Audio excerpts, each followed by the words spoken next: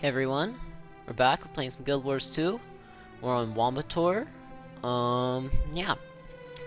So I think for today, I got some Lion's Arch completion done.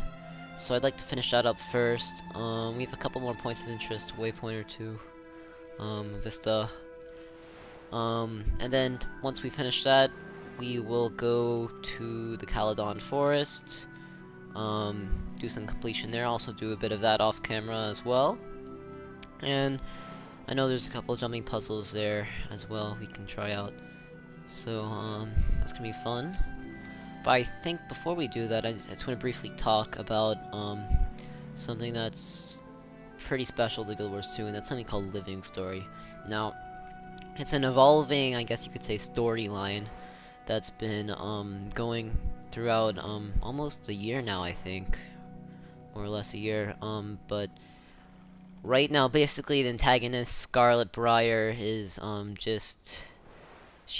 she's been able to capture and, trick many alliances and people and groups around, the world into helping her with their intentions. We're not really quite sure what those are, but we know she's capable of wreaking havoc on everyone. She has the Molten Alliance, the Aether Blades, her Watchwork minions, and the Toxic Alliance. So she poses a pretty big threat, and I think we should probably just start the episode here in Lion's Arch today, because ArenaNet has they've just released some information about their next patch. It's like the Escape from Lion's Arch or something like that. And in the video, or the teaser video that they showed us, it showed Lion's Arch was kind of burning, and a lot of players are worried this could be a permanent effect. I'm not quite sure if that's it, but I definitely want to start the episode here if this is the last time we'll ever see Lion's Arch like this. But yeah, there we go. And the patches, they happen every 2 weeks, so it gives players enough time to participate, get all the achievement points that you need, all the achievements. But yeah, without further ado, let's get into it. So let's head up to this lighthouse up here. It's actually been a while since I've recorded, like a couple weeks or so, but yeah, this lighthouse up here we're about to go to was actually featured in one of the first Living Story updates. That's where the Karka came in, and like the Karka Queen, or whoever it was, kind of, I think, knocked down the lighthouse or something. Oh, almost fell down there. But yeah. And that video I was mentioning earlier about Lion's Arch falling, Lion's Arch has always stood as a beacon of hope for everyone around Tyria. Swift and steady. But yeah, we'll just head down here. Also, you'll see they have these Mariner. Oh, there we go. Level up. Level 5. But yeah, they have these Mariner plaques around the world. Actually, no, sorry. I think it's just Lion's Arch, and it's basically just a little bit of lore in each one, and I think there's achievements associated with them. But yeah, I think that's pretty interesting.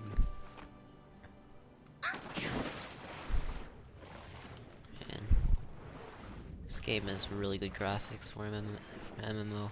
But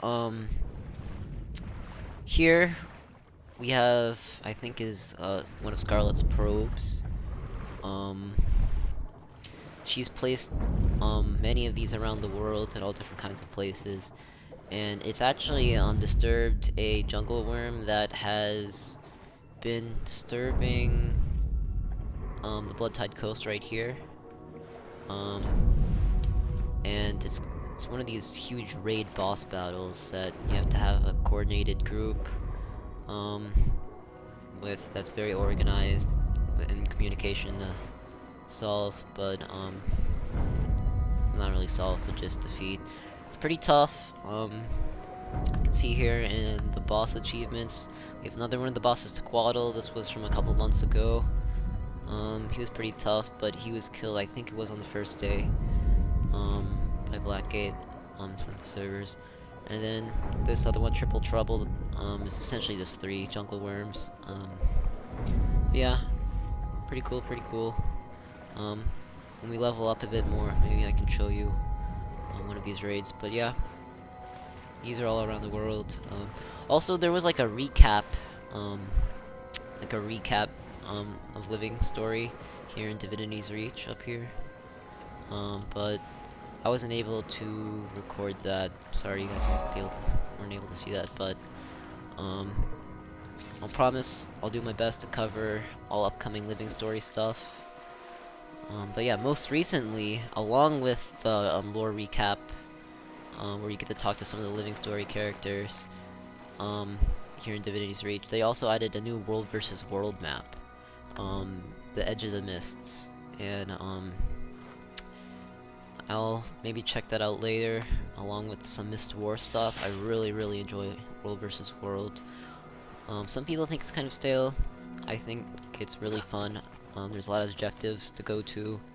Our server isn't always performing well. Northern Shiverpeaks are not the greatest. But, you know, I just...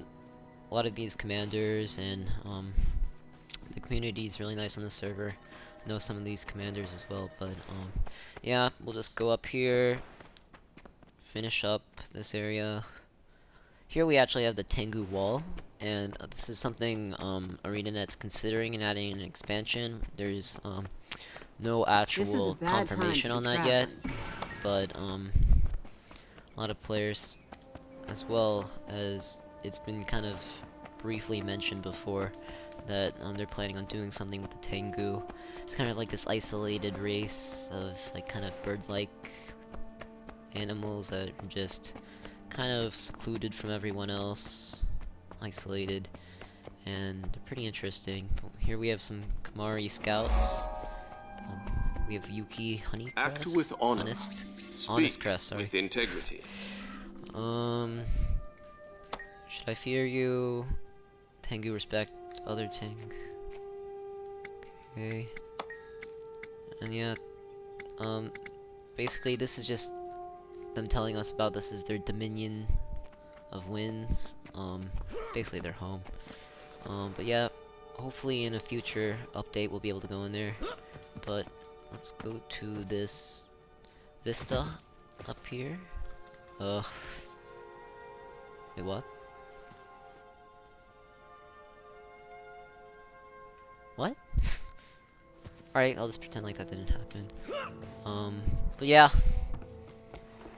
So I'll definitely try to update you guys on some new Living Story patch updates, and just general patch notes as well, every 2 weeks. But yeah. There we go. Let's get this waypoint and the vista.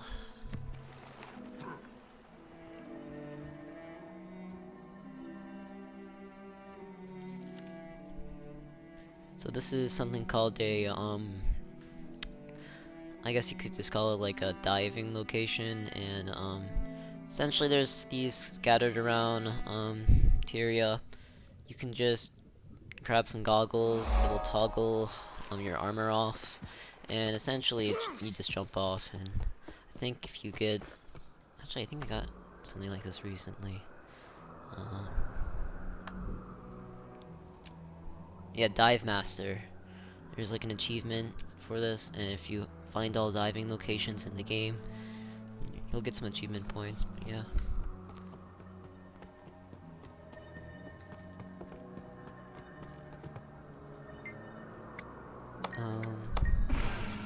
Alright. Alright. So essentially, we will get these diving goggles, and we'll just be able to jump off. Let's go. That was a nice spin at the end. But yeah, is that it for Lion's Arch? Oh, we're actually missing a point of interest. Oh, right there. There's always one point of interest, it seems like. Groups, bow and commence combat. Alright, so I want to join the campaign. we'll get this last point of interest, in the right place? and we'll head over to the Caledon Forest, where we can start doing some discovery there. There we go. Vigil Center House. See what we get. Get some transmutation stones. And again, transmutation stones are for combining the stats of one item and the appearance of another item into one item. But yeah, I think we'll head over on to Caledon Forest.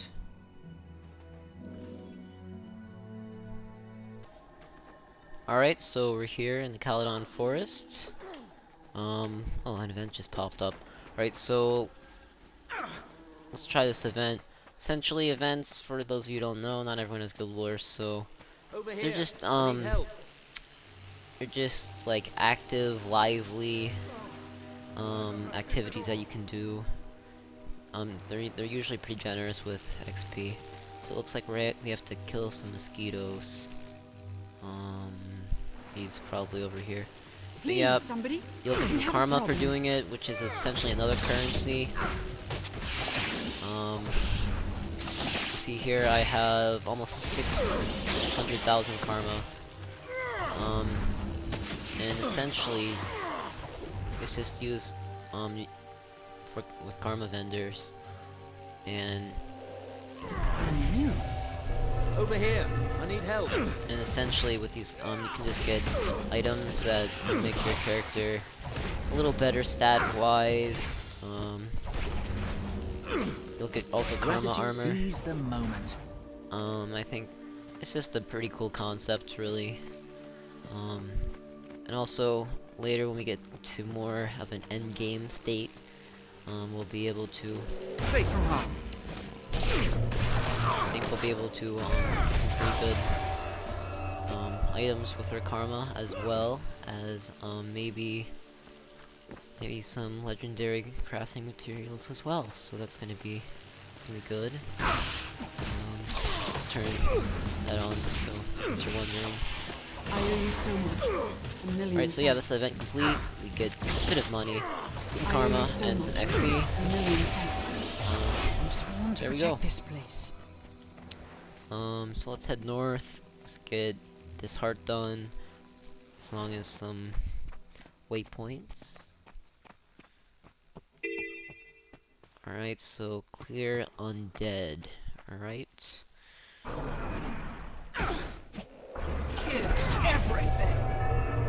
Let's see if we can block. There we go. Cool.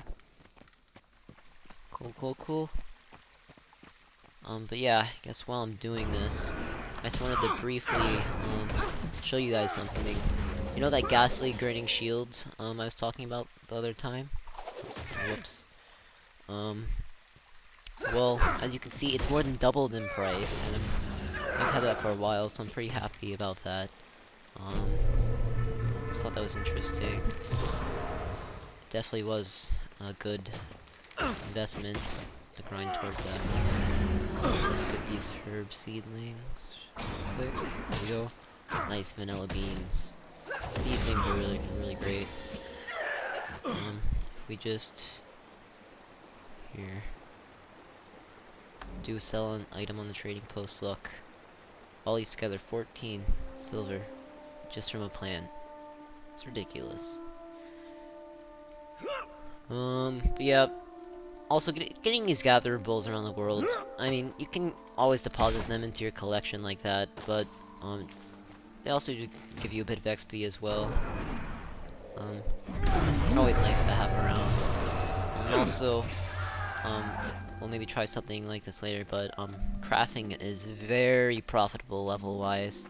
You get a ton of XP from crafting, and it's probably one of the fastest ways, if not the fastest way in the game to level your character. So we're just kind of roaming around here. But yeah, don't worry, I'll do a big chunk of this Caledon Forest. Target identified. Off camera. It's not like it's super boring or anything, it's just, Safe from harm. I mean, I plan on like doing completion in this entire world. Well, not really world, but land, Tyria. But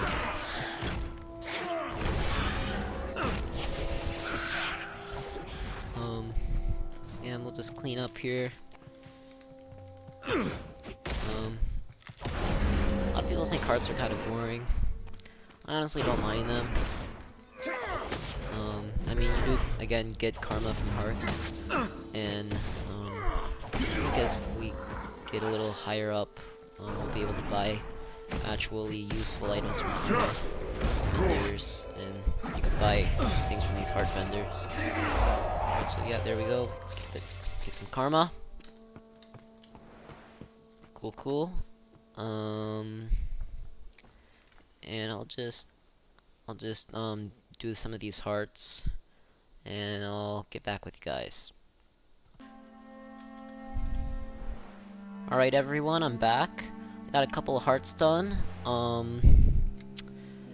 We're just gonna view this vista. I leveled up one time, I think. I did a couple events.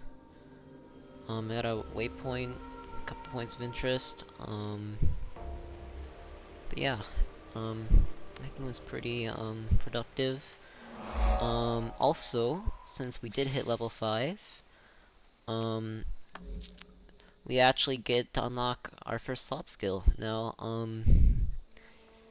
there's a lot of slot skills available, and there's a lot of great choices, especially for Guardian. I'll go over all these choices more in depth later, but I mean, there's a huge world we have to discover, and I think we need something that can give us a good bit of early mobility. Now, I do like the Signet of Resolve. It is a pretty good healing skill. I also like it for leveling too. Shelter and Signet of Resolve are great healing skills. I like to use them both. I like to switch them off when I was on my other Guardian. But again, right now our primary focus should be on mobility. And out of all these first tier skills I see, obviously some of these there's a lot of great choices. We have some signets. We have some, I guess, arcane summoned weapons. I forgot the technical name for them. But yeah, I think retreat. We're gonna go with retreat first. I never would have guessed. So there we go. That retreat. Essentially, you get 20 seconds of Aegis, and essentially, as soon as someone attacks us, we block it, but then it does wear off. Unfortunately. But we do have 20 seconds of swiftness as well, and that's really gonna help out with getting around the world. But here, I just finished this vista. I remember there being like a jumping puzzle around here, if I remember correctly. I like to try that out. I'm always up for good jumping puzzles. They're really fun for me, especially since the fact they're like really sometimes hard to find inside the world. But luckily I've done this one before, and I generally know where it is. I think it's back here. Is it? Oh wait. Oh yeah, here we go. So we went down like this little ravine area. Cool. I just love like these little little just areas in the world that you can kind of explore. Oh, water. Let's go back again. You can also use Ready to retreat fight! underwater. Unfortunately, the stupid barracuda got me. I'm just gonna attack these guys so I can level some of my what is this? Trident? Yeah, trident skills.